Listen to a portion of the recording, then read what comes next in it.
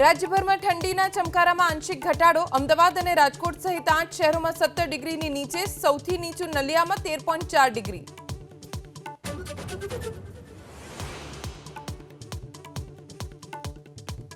રાજકોટમાં ભાજપના નેતા અને પાટીદાર આગેવાન જયંતિ સરદારા પર હુમલો. ખોડલધામ અને સરદારધામ વચ્ચેની ખેંચતાણમાં પીઆઈ સંજય પાદરિયાએ હુમલો કર્યાનો આરોપ.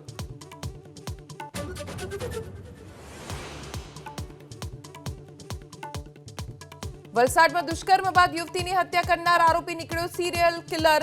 25 દિવસમાં જ 5 હત્યાનો કર્યો ખુલાસો. આરોપી ટ્રેનમાં જ ઘટનાને અંજામ આપતો હોવાનો ઘટસ્ફોટ.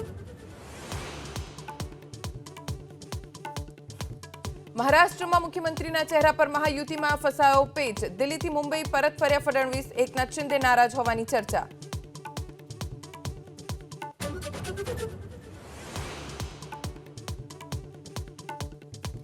સંવિધાન દિવસ પર રાષ્ટ્રપતિ દ્રૌપદી મુર્મુ સંસદના સંયુક્ત સત્રને કરશે સંબોધિત. મૈથિલ ભાષામાં સંવિધાનની કોપી કરશે જાહેર.